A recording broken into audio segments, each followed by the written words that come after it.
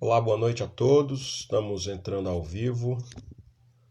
Hoje nós vamos conversar com o reverendo Alexandre Tanaka, pastor auxiliar da Igreja Presbiteriana de Vila Maria. Ele já entrou aqui. Vou chamá-lo já, convidar para a gente aproveitar o máximo essa live. Hoje nós vamos conversar sobre a prática devocional da restauração. Temos estudado e visto, a prática da leitura bíblica, confissão, desabafo, e hoje nós vamos conversar sobre a prática da restauração. Está entrando aí. Aí! E aí, meu querido? Tudo Tá me, bem? Oi? tá me ouvindo? Tô te ouvindo, você tá me ouvindo? Estou te ouvindo. Primeiro eu Então quero tá agradecer ótimo. a sua disponibilidade de estar com a gente aqui, tá? O som tá bom? O O som áudio tá tá bom? ótimo, tá ótimo. Só desculpa aí a minha câmera que o celular tá meio velhinho, então a câmera fica meio embaçada aí, ó. Fica tranquila, fica tranquilo. Bom, Tanaka, reverendo Alexandre Tanaka, como eu falei, é pastor da Igreja Auxiliar da Igreja Presbiteriana de Vila Maria, um amigo de caminhada aí. Muito prazer ter você com a gente. Nós começamos a falar sobre práticas devocionais e falamos já sobre a leitura bíblica, oração, confissão, a prática do desabafo, sempre com o fundamento bíblico aí. E hoje nós queremos conversar um pouco sobre, nesse tempo que nós temos aqui, sobre a prática da restauração. A gente faz a live aqui e depois a gente disponibiliza para os irmãos que não têm acesso ao Instagram acessarem pelo YouTube, tá? Então vamos orar para nós começarmos. Vou fazer oração e aí a gente começa esse. É um bate-papo, a gente vamos conversando. Senhor nosso Deus, nosso Pai, nós te agradecemos por esse dia, por esse momento tão especial, na virada do dia, onde nós podemos aquietar o nosso coração diante da tua palavra e aprender mais dela sobre assuntos tão importantes que nos ajudam a trilhar o caminho de jornada espiritual, de vida espiritual que agrade ao Senhor. Que tudo que nós falarmos aqui possa ser orientado e direcionado pelo Teu Santo Espírito, e que sejamos abençoados e quem entrar aqui nessa live também possa ser abençoado através de tudo aquilo que nós vamos conversar. Que a Tua palavra, que é viva e eficaz e poderosa, possa penetrar no nosso coração e edificar a nossa vida, restaurar aquilo que precisa ser restaurado. Nossa oração nesse final de tarde é: restaura-nos, Senhor, continua restaurando a nossa vida. Essa é a oração que fazemos no nome de Jesus Cristo. Amém. Amém. Bom, a gente tem usado o livro do Elben César, que é um livro da editora Ultimato, que tem várias práticas devocionais, né? E eu queria trazer logo no começo, e aí eu já passo para você depois, em seguida, ele traz essa perspectiva do que o profeta Jeremias expressa, né? Lá no livro de Jeremias, capítulo 18, essa palavra que ele recebe do Senhor, da parte do Senhor, que diz assim, ó, vá à casa do oleiro, né? E ali você virá minha mensagem. Então, ele vai à casa do oleiro, e aí ele vê o oleiro trabalhando com a roda, né? E aí, dali, a imagem que a gente tem é essa imagem, ele continua falando, essa imagem de vaso de barro, né? Ou seja, e aí, então o Senhor se dirige para ele e diz assim: ó, comunidade de Israel, será que não posso eu agir como fez com o oleiro? Pergunta o Senhor. Como vasos nas mãos do oleiro, assim vocês nas minhas mãos, ó comunidade de Israel. Então, a gente começa aí com esse texto que é muito rico, vamos apontar outros textos e outros elementos que envolvem essa prática da restauração, né? Falar de restauração, a gente precisa falar, né, de vaso quebrado, né? Eu acho que é isso que a gente sabe mais falar é sobre vaso quebrado, porque restauração, a restauração em si é o Senhor que é o nosso oleiro que vai trabalhando, né? De fato, né? Uma coisa que todos nós cristãos precisamos compreender é que somos pecadores, né? Nós erramos constantemente, nós desagradamos a Deus, nós fazemos aquilo que o nosso próprio coração deseja, aquilo que Deus não deseja, e de acordo com essas atitudes ou nosso próprio coração, acabamos por quebrar essa comunhão, né, que nós temos com o nosso Deus. E de fato, todos nós precisamos de restauração. Mesmo, mesmo o mais consagrado cristão, né, em algum momento ele precisa de restauração. Diante das suas faltas, diante dos seus pecados, né, se arrepender dos seus pecados e buscar a força necessária no Senhor para que a sua vida seja restaurada, né? Assim como o texto mesmo diz, né? E Deus tem esse poder, né? Nós temos que também ter essa confiança no Senhor de que Ele é poderoso para restaurar as nossas vidas. Por mais que venha disciplina, por mais que venha um tempo aí, né, longo ou curto de restauração, é necessário que nós creiamos nisso, né? Que Deus ele é poderoso para restaurar as nossas vidas, o nosso coração em Cristo Jesus. É verdade. E dentro dessa perspectiva, Reverendo Alexandre, a caminhada cristã, ela é feita a partir dessa consciência que o cristão tem de que nós somos frágeis, nós somos esse vaso, né, que é muito frágil por conta da nossa natureza pecaminosa, né, a nossa tendência é justamente trilhar por caminhos distantes do Senhor. E eu queria trazer, o que eu gosto que o Evelyn César, o pastor, ele traz algumas perspectivas bem práticas, né? Ele traz, por exemplo, alguns tipos de vasos quebrados ou sinalizações que demonstram isso, que sinalizam que a gente está quebrado, né? Por exemplo, ele fala desse vaso quebrado que pode se caracterizar por a perda do primeiro amor, que é justamente essa paixão, essa vontade essa comunhão eterna com Deus, essa intensidade de ler a palavra de Deus, sabe? Quando você perde a paixão, perde o amor, perde a força da esperança cristã, principalmente nesses dias que nós vivemos tão difíceis, né? É muito fácil você perder essa capacidade de crer, de focar na esperança, no poder da fé. Então ele coloca esse vaso, né, um tipo de vaso quebrado, digamos assim, seria essa perda do primeiro amor. Né? É, eu costumo olhar para esse texto, quando ele fala para voltar, né? Volta ao primeiro amor. É como aquele casal de namorados, né?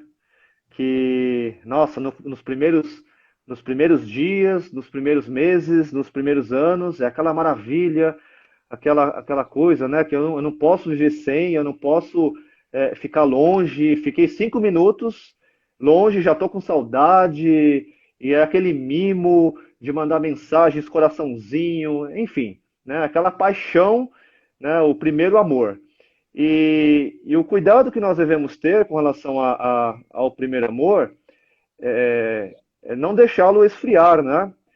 Ou seja, nos acostumarmos com a, a vida, né? Com a rotina, né? Hoje eu tenho esse primeiro amor, amanhã tenho, mas daqui a pouco ele começa a se tornar algo tão normal, né? Vamos dizer assim, tão normal, tão natural, é como se fosse um estilo de vida qualquer. Ah, eu tomei essa decisão de seguir a Cristo, ou melhor, Cristo me chamou, e agora eu estou vivendo esse primeiro amor, e, e aí corremos um risco muito grande de nos acostumarmos e não reavivarmos o nosso coração diante de tudo aquilo que Deus fez, diante das promessas, diante do amor, diante da própria presença de Cristo em nós, o Espírito Santo habitando em nós. Ah, é mais um dia como outro qualquer.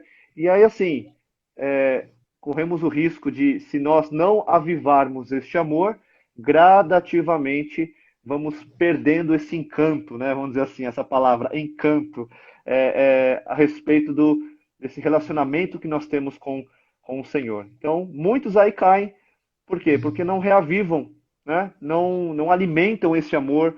ah, e, de fato nós precisamos fazer isso, né? É um relacionamento constante, é uma busca constante para que nós não nos percamos aí, ou não percamos o primeiro amor. É verdade. Além do primeiro amor, né, dessa perda, ele vai colocando várias outras perdas que caracterizam esse vaso quebrado.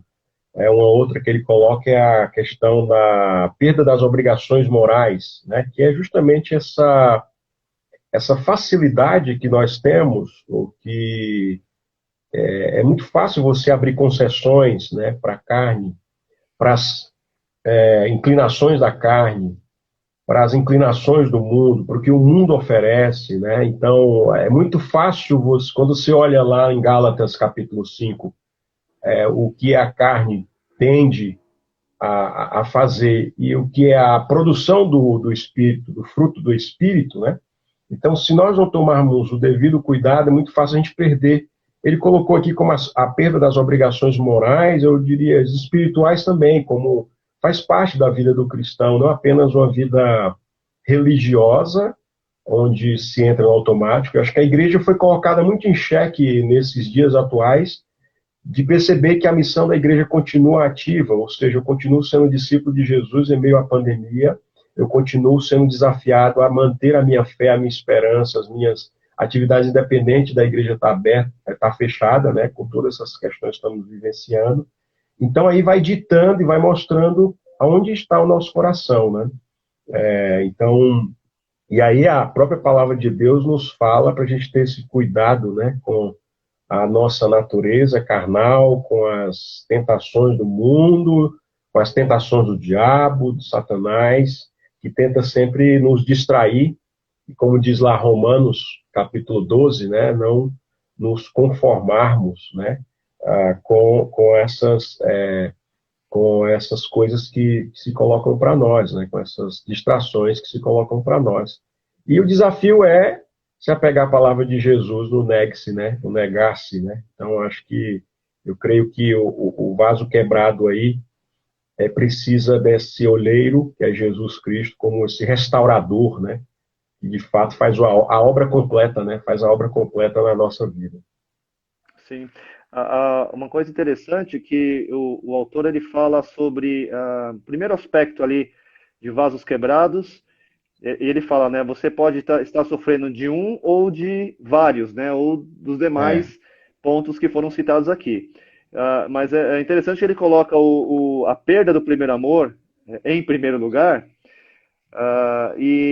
Consequentemente, você pensando aqui, refletindo, os demais pontos vão surgindo, né? Os demais pontos são consequências da perda do primeiro amor. Então, você perde o primeiro amor, a coisa vira a mesma coisa do dia, é mais um estilo de vida, você entra na normalidade, você perde a ideia do transcendente, né, da salvação, aquela coisa maravilhosa que só Jesus pode fazer. Mais um, e assim, é, é, já que Jesus me ama, não importa o estilo de vida, não importa aquilo que eu vou fazer, quais são os caminhos que eu vou tomar. Eu perdi o primeiro amor, então assim, Deus vai me amar lá no final, vai tudo dar certo. E aí você acaba abrindo mão das suas obrigações morais, e aí entra essa palavra é, pesada, né? Eu não diria obrigações morais, mas eu diria a própria graça de Deus revelada através da lei de Deus. Então, Deus é tão gracioso que ele nos mostra o caminho. Ele poderia ter falar assim para nós: olha, eu te salvei, agora você vai viver a sua vida. Né? Seria uma desgraça, né? Seria uma desgraça, mas não é obrigação moral, e sim algo gracioso da parte do Senhor para o nosso bem. E quando nós perdemos o primeiro amor, perdemos de fato essa visão. Agora é obrigação, nossa, coisa pesada, ai, coisa chata, eu tenho que fazer isso mesmo, eu me sinto um prisioneiro, eu me sinto um escravo. De fato, você é um escravo, né?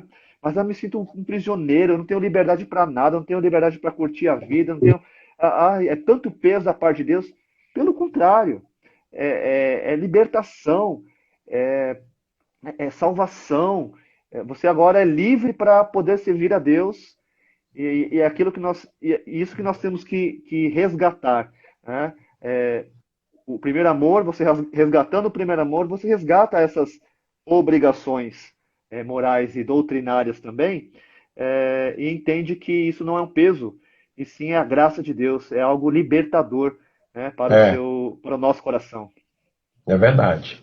Você estava falando, eu lembrei do texto de Apocalipse, da igreja de Éfeso, né, que fala justamente dessa perspectiva que a igreja de Éfeso perdeu essa capacidade depois de 40 e poucos anos de existência, de ter uma devoção leal a Deus, né? Que é o risco que nós corremos se estamos há tanto tempo no Evangelho, na caminhada cristã. É muito fácil você se distrair, né? E aí ela recebe toda aquela denúncia, aquela exortação, né? Lá de Apocalipse, se não voltar ao primeiro amor, né? Era a igreja que tinha uma, digamos assim, uma atividade, um envolvimento, um engajamento no reino de Deus significativo, no que eles faziam, no que eles criam, mas as gerações que foram passando, geração após geração, eles foram perdendo essa capacidade de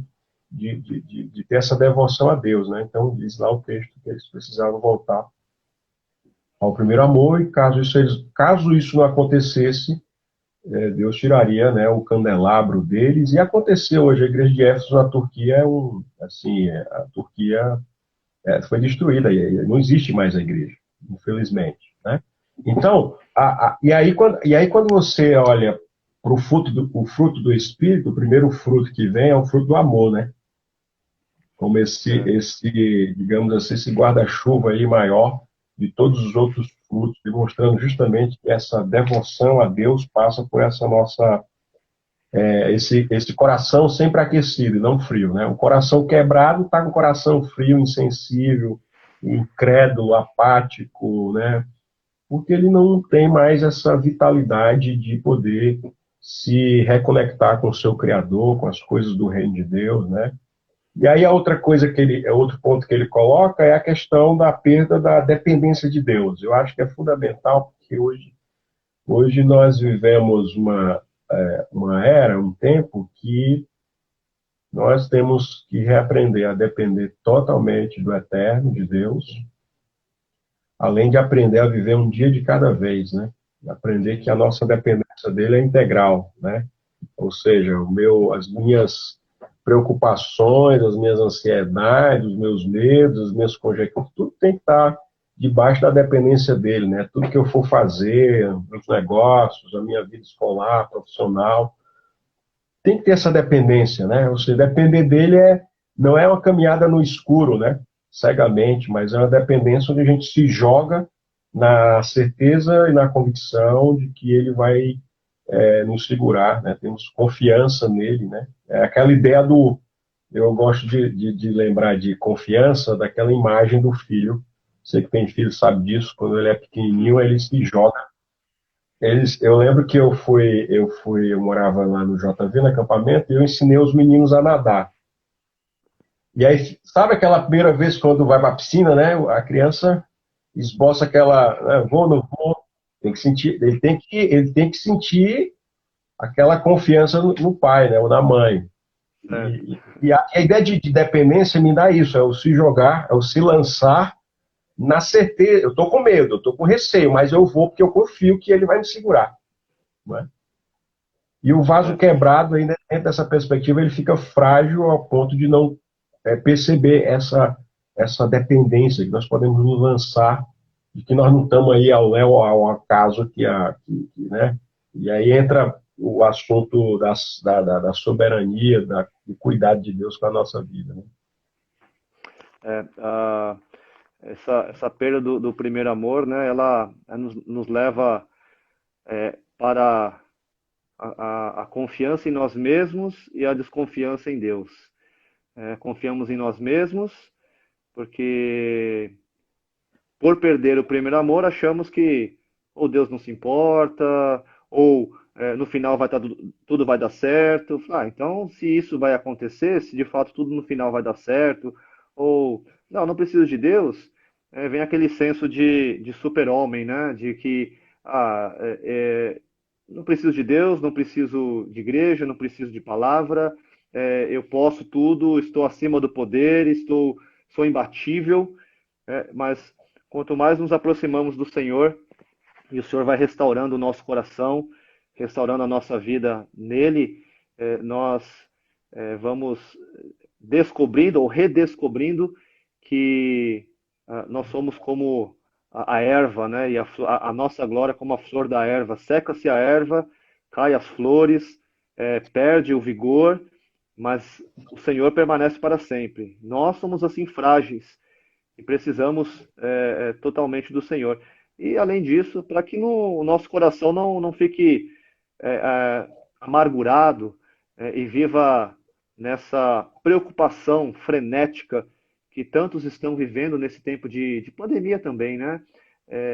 Essa certeza de que Deus é soberano, está no controle de todas as coisas, que Ele se importa conosco, que Ele está conosco, isso nos dá uma paz tão grande, né? E é essa paz que nós desejamos a todos os nossos irmãos e aqueles que estão ouvindo, aqueles que estão acompanhando também, é essa paz e essa certeza de que o Senhor se faz presente na caminhada e com certeza Ele deseja a restauração dos seus filhos. Amém. De fato, essa dependência nos leva a focar totalmente nos planos de Deus e não nos nossos, né? Colocar totalmente os nossos olhos voltados para Deus e não nos nossos. Verdade. Agora, dentro da história da redenção, falar de restauração é falar do processo de redenção, né? Processo redentivo. Quando a gente olha ao longo da história, a gente percebe e vamos descobrindo essa capacidade, né, que Deus tem de restaurar. A gente acompanha a história do povo de Israel, de homens, de profetas, de pessoas que foram restauradas, né? Jesus na sua vinda, no tempo que passou aqui na Terra, imprimiu essa mesma dinâmica de trazer restauração, ora física, né? Ora espiritual, e ora de fato, ele trouxe essa perspectiva, inclusive, de restauração, né? No interior, digamos assim, né? Que envolve tudo, seria essa restauração total, né? Então, e nós bem sabemos que a perspectiva, nós vivemos num mundo caído, mundo, natureza, e que essa restauração plena, onde nós estaremos esse vaso sem nenhuma trinca, sem nenhuma marca, sem nenhuma. Ele justamente vai acontecer nessa redenção, nessa restauração final, né? Essa é a nossa esperança. Sim, sim. É, nessa caminhada que nós temos aí, a esperança ela se faz presente, né? Nessa certeza de que enquanto aqui, né, diante das nossas fraquezas, dos nossos pecados, nós carecemos da restauração que vem do nosso Deus, só Ele pode restaurar, e na certeza de que um dia todas as coisas serão restauradas e não haverá mais dor, não haverá mais choro, não haverá mais morte, estaremos com o Senhor para sempre, com alegria, gozando da Sua presença eternamente. Mas enquanto aqui nós ainda sofremos com os nossos pecados, né? Mas, como nós falamos, precisamos ter essa esperança de que o Senhor é poderoso para restaurar o nosso coração, a fim de retornarmos para Deus, a fim de vivermos uma vida que agrada, glorifique e exalta o nome do Senhor. E isso aconteceu, né, durante a história, né? Nós vemos no Antigo Testamento, vemos no Novo Testamento que muitos foram os exemplos de vida e o próprio povo de Israel a respeito desse poder restaurador que o Senhor manifestou no meio dos seus filhos. Amém. E aí o Fabrício está colocando assim, sim, eu concordo, quando a gente acaba perdendo a atração do independente, deu totalmente, a gente acaba perdendo o primeiro amor, então entendo totalmente a dependência de Cristo. Acho que ele quis dizer justamente confirmando aquilo que a gente estava falando, de que essa dependência do Senhor, ela é fundamental para a gente, esse senso da dependência, né? Resgatar esse senso da dependência do Senhor.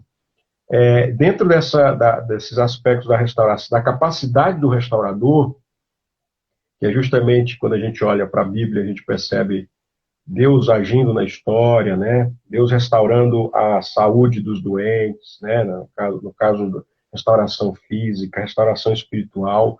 Não há nada mais gracioso de perceber, né, o próprio ensinamento doutrinário sobre a santificação, sobre a justificação, né? Isso é um processo de restauração na nossa vida, né?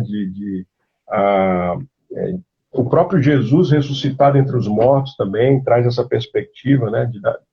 Ou seja, essa perspectiva de que nós teremos esse novo corpo, essa nova revestido dessa, então, assim, dessa não natureza pecaminosa, né? Dessa Uhum. incorruptibilidade, dessa mortalidade. Então, alegra o nosso coração perceber que esse processo de restauração. Ele aconteceu na história e continua acontecendo e ele vai se dar plenamente, né? Quando, como você falou, né? Eu lembrei do texto lá de João que fala que o Cordeiro de Cristo que tira o pecado do mundo, né? Ou seja, um dia tudo isso vai se eliminar, vai se acabar, vai ser restaurado plenamente, completamente. E essa é a capacidade, né? Que tem o nosso restaurador, o nosso oleiro aí de trabalhar tudo isso, né? A ação é totalmente dele. O processo de restauração na nossa vida, na minha, na sua vida, de quem está aqui com a gente, é totalmente do Senhor, né? É o Senhor quem trabalha, quem vai. Ele vai. Às vezes a gente se quebra todinho, literalmente, né? Se despedaça, ele vai lá. Eu costumo dizer que todo recomeço é possível com a graça de Deus, porque ele tem essa capacidade, né, de refazer, de deixar perfeito ali, sabe, de trabalhar, de moldar, né, o nosso coração, o nosso caráter, a nossa forma de pensar, de agir, de ser no mundo. É ele que vai dando os contornos. Só ele sabe dar os contornos certos para a nossa vida, né? André, pastor André, é, é interessante que quando a Bíblia fala a respeito dos milagres de Jesus, dos milagres bíblicos, ela, esses milagres estão relacionados com essa esperança. Jesus curando o enfermo aqui, levantando um coxo ali, dando vista ao cego ali. Bom, mas então Jesus pode fazer isso aqui agora? Sim, ele pode fazer aqui agora. Ele pode curar uma pessoa, pode transformar. Assim, o maior milagre que pode acontecer é justamente a salvação em Cristo. Colossenses capítulo 3, versículo 1, ele diz, né? Se fostes ressuscitados em Cristo, buscai as coisas lá do alto, pensai nas coisas lá do alto. Então, Paulo está trazendo esta reflexão, né, essa exortação. Olha, Cristo já fez uma obra no seu coração. Então, ele está restaurando isso gradativamente, progressivamente, como nós conhecemos na santificação, e isso não acaba aqui agora. E quando muitas vezes as pessoas elas se quebram, é por conta disso. Achar que, eu pedi a Deus a restauração, eu pedi a Deus, eu orei fervorosamente por um emprego, por um trabalho, por uma família, por isso, por aquilo, e Deus não atendeu. Então eu vou. Não, não é isso. Né? As coisas que acontecem neste mundo, né, são deste mundo. E Deus ele vai restaurando tanto a nossa vida como realizando a sua obra no decorrer dos anos, apontando para essa esperança. Né? Temos uma esperança que aponta para o futuro, num lugar glorioso, num lugar maravilhoso, onde essas coisas não existirão mais. Então, isso é um. Como eu posso assim, é um raio de sol, né, daquilo que será lá. Assim, ó, se Deus fez isso aqui agora, lá vai ser muito melhor, lá será muito melhor. Deus restaurará todas as coisas, lá será muito melhor do que está sendo aqui. É verdade. Amém. Eu tava pensando a gente conversar um pouquinho, ele traz também nessa perspectiva da restauração de Davi, que eu queria só apontar algumas coisas para a gente conversar aqui sobre isso, né? Porque eu acho que é interessante, né?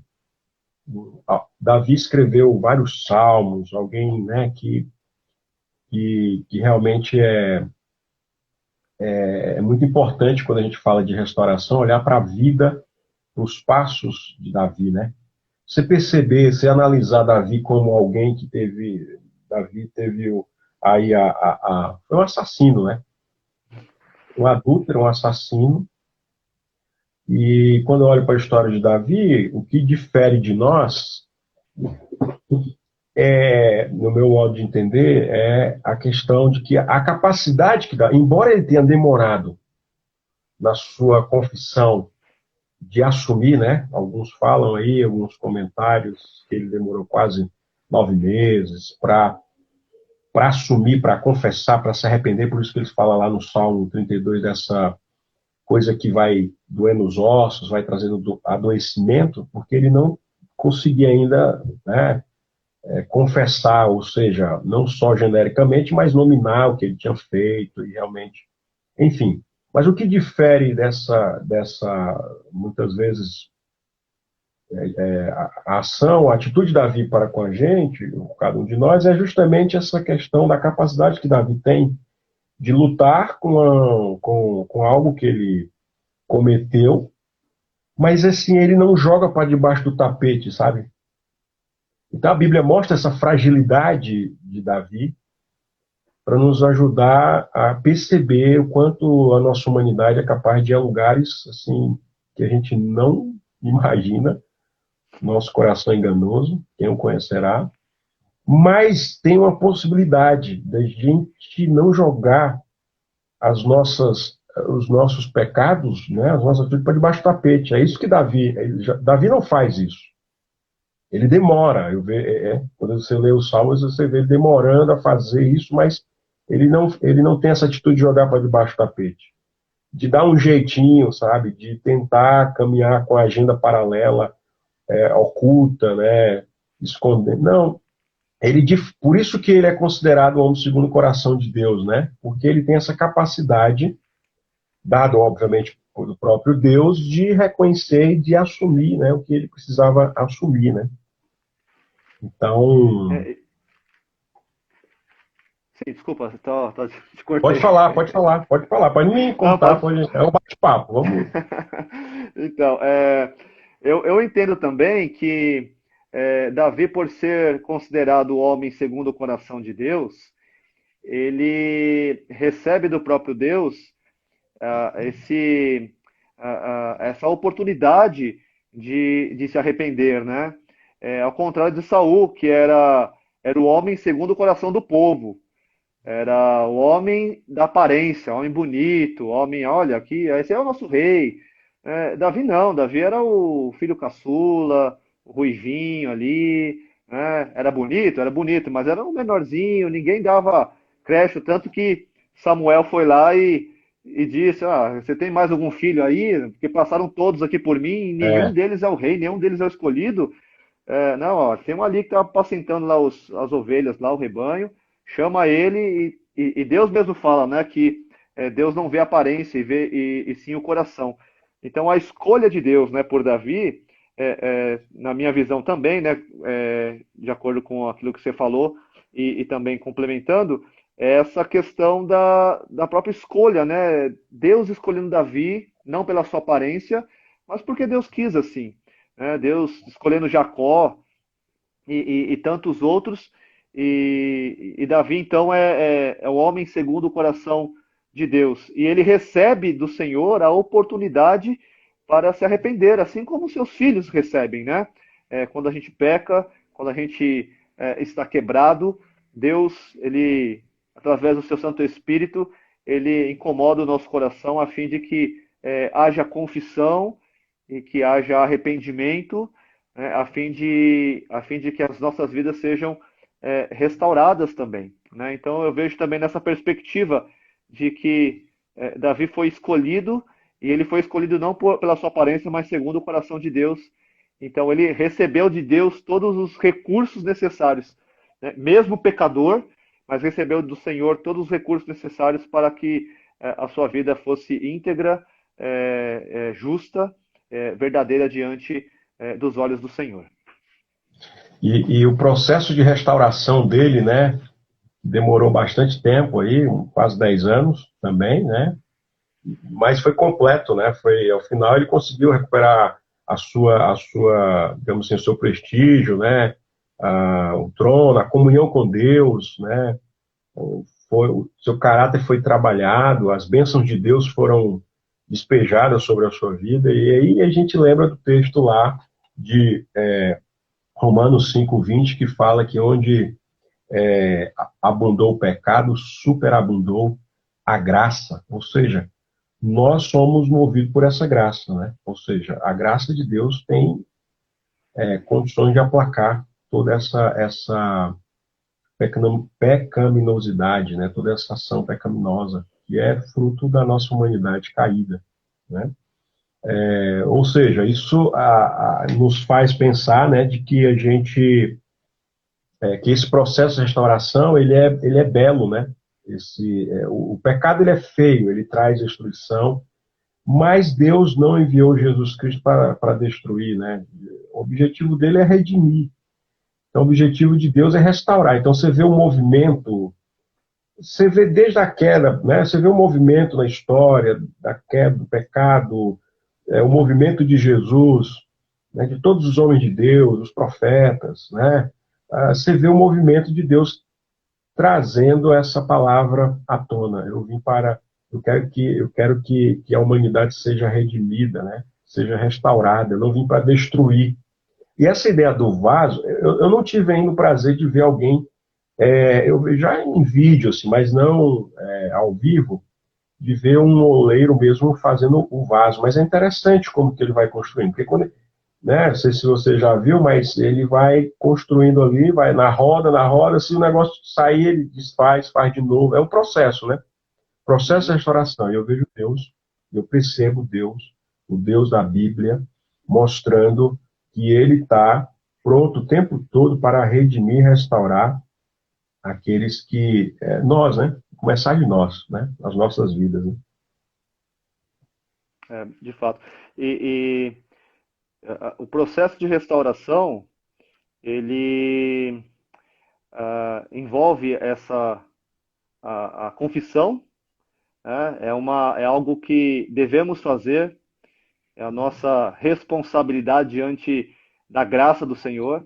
É, a prática da restauração, então, envolve a, a confissão e é um ato de contrição, ou seja, de arrependimento.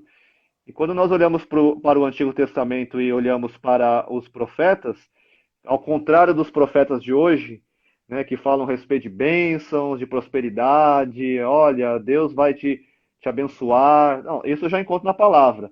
Mas quando nós olhamos para o Antigo Testamento e vemos a questão ali da ação profética, né, do ato profético, é justamente neste sentido, de promover a restauração. Olha, povo, vocês pecaram, vocês transgrediram e quebraram com a minha aliança, a aliança que eu fiz com seus pais, né, vocês transgrediram as minhas leis, os meus mandamentos, agora eu peço, retornem, vamos restaurar a aliança, vamos restaurar o nosso relacionamento, a nossa comunhão, né, porque senão virá um tempo do peso da minha mão, enfim. Tanto que aconteceu, né, o cativeiro, né, os 70 anos de cativeiro, aconteceram por conta do pecado e o povo insistindo no pecado e tantas vezes Deus levantando profetas para falar: venham, voltem, né, eu sou gracioso, sou perdoador, né, enfim. Então nós vemos esse processo durante a história, né? O que Deus exige de nós é nada mais do que essa confissão que eu creio que foi falado no encontro passado, né? exige de nós essa confissão, mas não qualquer confissão. Ah, tá bom, vou lá confessar os meus pecados, depois volto para os meus pecados. Não, confesse, arrependa-se. E arrependimento é justamente isso, é abandonar, é deixar os pecados, aquilo que desagrada a Deus, e voltar-se completamente para o Senhor, que é justo, que é poderoso, que é gracioso, misericordioso para perdoar e restaurar as nossas vidas. Nós vimos semana passada, né, a prática. As práticas elas estão interligadas, né? Como você falou, a restauração sem confissão, sem arrependimento, não faz sentido, né? E a confissão ela é uma prática devocional. Nós vemos lá João falando: se confessarmos os nossos pecados, ele é fiel e justo para nos perdoar. Tiago vai falar que nós devemos confessar os nossos pecados uns aos outros para sermos curados, né? A prática da confissão, ela extrapola essa confissão genérica que a gente conversou, né, sobre, perdoa os meus pecados. Não, é a confissão mais, né, é nominar, é dar nome. O Davi faz isso no Salmo 51, né? Uhum. Ele: pequei contra ti. Ele não justifica, sabe? Você vê lá ele nominando, se mostrando arrependido. Quando você olha para a parábola do filho pródigo, quando o filho volta, quando o filho cai em si, que volta para casa, quando ele chega em casa, ele diz: pai, pequei contra ti, né? Ele não vai dizer assim: eu saí de casa porque meu irmão é chato, que eu não gostava do senhor, a gente tinha um relacionamento, né, conflituoso. Não, ele: pequei, ele nomina ali, e é o ponto de partida, né? É o ponto de partida. A gente pode falar. Sim, desculpa. Então, é, o Salmo 32, ele fala a respeito desse ato, né, de confessar os pecados, e ele fala que é algo maravilhoso, porque ele diz assim: enquanto eu calei os meus pecados, envelheceram os meus ossos pelos meus constantes gemidos todo dia, porque a sua mão pesava dia e noite sobre mim, e o meu vigor se tornou como sequidão de estio. Aí no verso 5 ele fala: confessei-te o meu pecado, e a minha iniquidade não mais ocultei. Disse: confessarei ao Senhor as minhas transgressões, e tu perdoaste a iniquidade do meu pecado. Ele peca, ele confessa, e tu perdoaste. Confessarei, e tu perdoaste. E o verso 6 ele é maravilhoso. Ele fala desse processo de restauração que passa pela confissão. E a confissão é algo maravilhoso, porque ele fala assim: sendo assim, todo homem piedoso te fará súplicas em tempo de poder encontrar-te. Ou seja, eu não vou perder tempo, eu sei, eu errei, eu sou sujeito a pecar, a cair, eu estou sujeito a isso. Eu falho muitas vezes, eu às vezes falo uma palavra dura com a minha esposa, brigo sem razão com meu filho, ou tenho pensamentos que não agradam ao Senhor, falo coisas que não agradam ao Senhor, faço coisas que não agradam ao Senhor, mas Deus é tão gracioso com os seus filhos que ele nos dá a oportunidade da confissão e da restauração. E o verso 6 ele diz, lição de Davi: sendo assim, todo homem piedoso te fará súplica. Ou seja, eles não perdem tempo, eles não perdem a oportunidade. Eu pequei, eu errei, mas eu sei que tem um Deus fiel, justo, verdadeiro ali que pode perdoar os meus pecados. Então eu vou buscá-lo, não vou perder tempo, vou buscá-lo. Por quê? Porque te fará súplicas em tempo de poder encontrar-te. Com efeito, quando transbordarem muitas águas, não o atingirão. Ou seja, ele será protegido, né?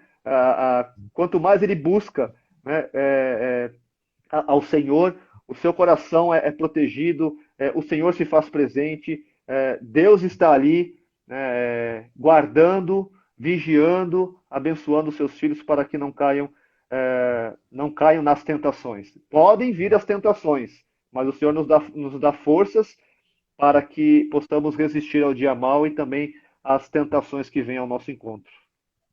Amém. A gente poderia também, a live assim é tão rápida que a gente tem que controlar o tempo, senão não dá para a gente bastante coisa. Mas aí fica a dica para os irmãos. Tem um outro aspecto da restauração, que é a restauração de Pedro, que é eu diria assim, é diferente, né, de Davi, porque Pedro caminhou com Jesus, mas ele, né, o processo de restauração dele vai acontecer depois da ressurreição, digamos, né? E olha o que Deus fez na vida, no coração, na vida de Pedro, né? É, de fato, um homem impulsivo que Uhum. traiu Jesus. E depois, quando nós vemos lá em Atos, um homem totalmente diferente, um homem que tinha fugido, um homem que se acovardou quando Negou, né? identificaram ele, né? Oi? E teve a negação também, né? A negação. Sim, sim. Então o texto lá de Mateus capítulo 26, versos E, 31, 34, 69, 74, fala justamente sobre isso, né? Olha, isso. antes que o galo cante, você vai me negar 3 vezes. E ele é identificado ali, ó, você estava com Jesus, eu vi É, você com Jesus. Não, não, não sou eu não, não, você está me confundindo. Enfim, negou, o galo canta, ele cai ali chorando amargamente, mas uhum. depois, num segundo encontro após esse evento, Jesus então chama ele para apacentar o rebanho, né? Pedro, tu me amas? E, e é interessante ali que o texto ele mostra o seguinte: quando Jesus ele fala a respeito do amor, fala assim, você me ama mais do que essas pessoas, do que os outros discípulos? E aí Pedro responde assim, parece que o texto nos dá essa ideia de que Pedro está meio acovardado ali, está meio tímido, porque Jesus fala assim, Pedro, você me ama? E é como se Pedro estivesse falando assim, Senhor, o senhor sabe que eu tenho respeito pelo Senhor. Tá bom, então apacenta as minhas ovelhas, meu rebanho. Aí a segunda vez, Senhor, Pedro, você me ama? Senhor, você sabe que eu tenho uma consideração pelo Senhor. Então tá bom, então apacenta o meu rebanho. E aí na terceira vez, Jesus ele usa a mesma palavra que Pedro usou. E aí ele fala assim, Pedro, você tem respeito por mim? Você Uhum. tem consideração por mim? Senhor, aí ele fica triste. Jesus está usando essa É, palavra, né? Senhor, você sabe que eu te amo, tá? Enfim. E depois daquele encontro, nós vemos a restauração de um homem ousado, de um homem pregador, de um homem que se levantou para falar das coisas a respeito do Senhor, um homem que curou, enfim, né? Foi um grande homem restaurado, né, por Deus. sim, sim. É do fracasso à restauração. Então, Pedro, a gente percebe justamente nessa esse movimento de alguém que caminhou com Jesus, mas teve essa fragilidade. Mas o restaurador foi lá e trabalhou na vida dele, e ele mudou e a obra foi feita, né? Agora, Sim. para a gente já ir caminhando para o final, felizmente, quais os Já? caminhos? Ah, tem alguns minutinhos. Quais os caminhos que a gente pode elencar aí, o caminho da restauração, né? O Elber César traz alguns apontamentos, né? Diante de tudo aquilo que a Sim. gente conversou, né? Como que a gente pode, de forma bem prática, né? Talvez para quem estiver aí com a gente, ou para quem for ver esse vídeo depois, ser abençoado, quais são, assim, os caminhos, né? Que a gente precisa imprimir, né? O primeiro que ele coloca aqui é justamente o caminho ele coloca, entre com o seu desejo. Ele fala assim, entre com o seu desejo, que é justamente essa questão, e você percebe isso, por exemplo, tanto em Davi como na parábola do filho pródigo, né? Da questão de você lembrar de justamente que você, como é que eu posso explicar aqui? É de você trazer a sua consciência, melhor dizendo, né? Que só Jesus pode redimir a sua vida. Só Ele pode começar o processo na sua vida. Sim, é aquilo que nós chamamos de arrependimento, né? Deus nos dá essa Isso. oportunidade para voltarmos para Ele e arrependimento sincero, arrependimento verdadeiro. E quando a palavra de Deus fala a respeito de arrependimento, o texto ali, o termo é metanoia, né? É um termo Isso. bastante conhecido por todos nós, metanoia, que significa essa mudança de mentalidade, é mudança de mente, é mudança de postura, de vida, de Uhum. costumes, e sempre não algo humano. Ah, eu vou mudar de vida porque é bom, é saudável. Ah, porque assim eu terei mais longevidade. Não, é sempre uma mudança em direção a Deus. Uma transformação de mente, mas não uma transformação de mente puramente humana. Envolve o nosso humano, o nosso coração, as nossas questões, mas principalmente uma mudança de direção, mudança de mentalidade para Deus. Vou me voltar para o Senhor, vou me consagrar para o Senhor. Né? Então, essa ideia, né, do desejo de querer regressar aos braços do Pai é justamente essa questão da metanoia, do arrependimento. É justamente isso, né? O arrependimento não é só o sentir-se culpado ou sujo pelo pecado, pela ação que você fez, mas é justamente esse processo, começa na mente, né? Mudança de mente, né? Mudança de rota, de postura. E aí o próximo passo aí desse caminho da restauração é começar pela oração mesmo, né? A gente vê o Salmo 40 falando da gente, 42 que nós temos ou fomos tirados de um poço de perdição, né, de um lamaçal de lama, né?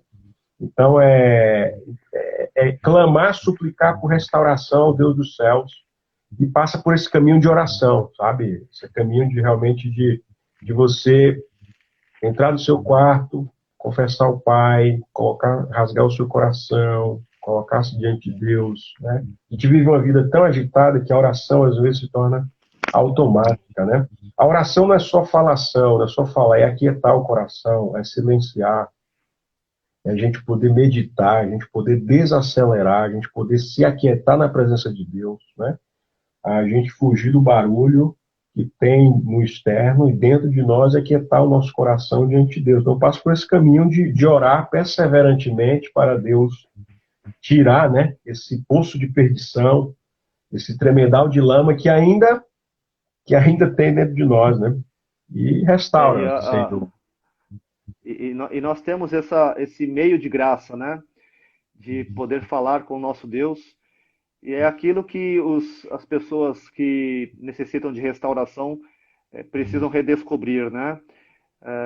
Não preciso de belas palavras, apenas orar ao Senhor. Senhor, toma meu coração, restaura a minha vida, quero viver para o Senhor. Amém.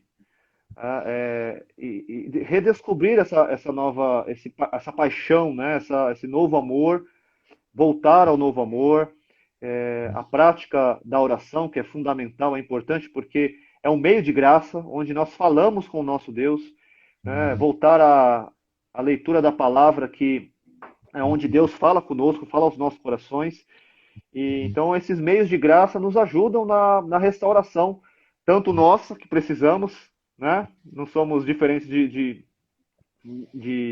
dos outros, né? Somos pecadores também, precisamos a cada dia colocar o nosso coração e buscar na palavra e também na oração. E quando você Sim, estava falando sim. a respeito da oração, eu lembrei aqui do Salmo 116, que ele fala: amo o Senhor porque ele ouve a minha voz e as minhas súplicas, porque inclinou para mim os seus ouvidos, e invocá-lo-ei enquanto eu viver.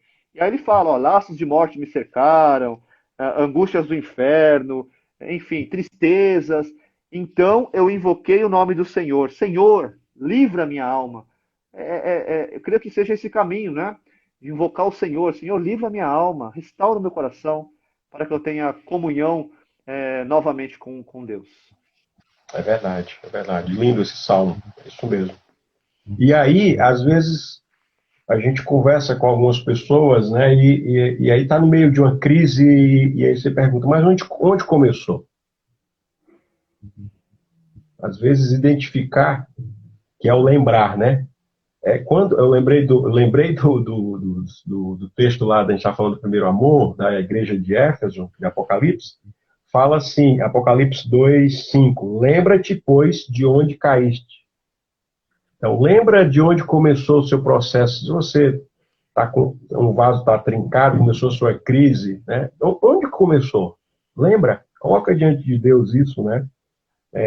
Assuma, acho que assumir, o cristão precisa assumir assumir os nossos erros. Primeiro, errar é humano, nossa natureza é pecaminosa, tende, ok.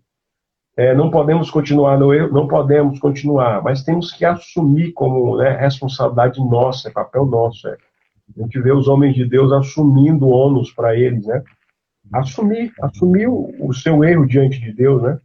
E aí entra justamente esse aspecto da confissão. A gente lembra e a gente confessa. Não importa o tamanho do gigante que você está enfrentando, o iceberg que você está enfrentando, é confessar. O caminho é a confissão, não é? Porque a confissão é justamente esse processo da gente colocar diante de Deus, compartilhar o fardo, da gente poder confessar tudo, né? Colocar as nossas inquietações diante de Deus, nossos pecados, por mais difícil que seja, entendeu? Isso nos torna mais leve, né? A caminhada fica mais leve. E a confissão, só complementar, a confissão, ela é um ato justamente para a gente não ficar lembrando do nosso pecado, né? A confissão, eu confessei, coloquei diante de Deus. A Bíblia fala que, ao confessar, ele joga os nossos pecados lá no fundo do mar, né? E acabou. André, quanto tempo falta aí? Só para a gente ter uma ideia. Falta 4 minutos. Estamos no final já. Tá, quiser fazer as contas. Tá, vou fazer as contas. Mas o Salmo 32 ele fala justamente sobre isso, né? Que bem-aventurado o homem cujo pecado é perdoado, cujo pecado é coberto. A coberta está ali, né?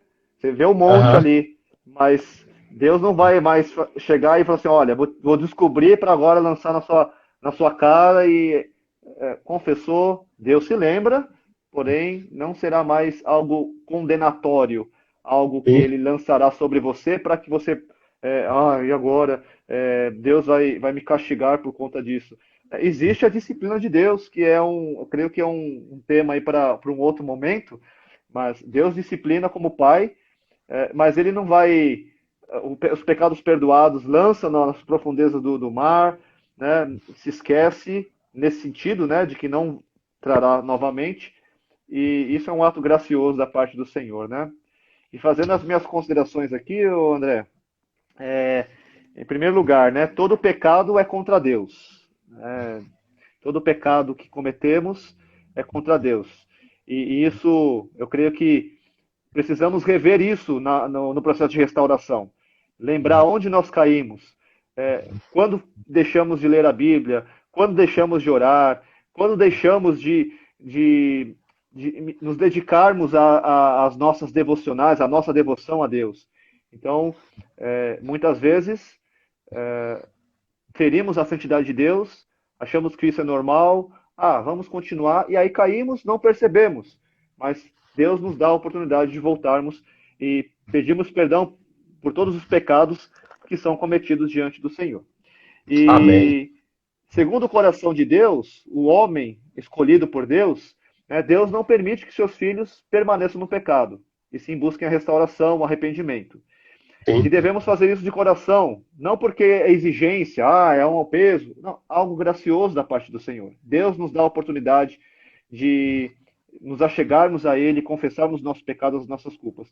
E um ponto importante aqui, André, que eu gostaria de deixar, é que temos a confissão, temos a oração, temos a palavra, podemos nos arrepender porque o Senhor nos dá essa capacidade pelo seu Santo Espírito, mas algo muito importante que muitas vezes deixamos de fazer é que muitas vezes caímos porque andamos sozinhos. Deixamos de contar com as pessoas, deixamos de contar com amigos, e muitas vezes, na nossa caminhada, quando precisamos de pessoas, quando precisamos de amigos, nós olhamos para o lado, olhamos para o outro, nós não temos. Então, e o próprio texto de Tiago fala, né, para nós confessarmos as nossas culpas uns aos outros, para que saremos.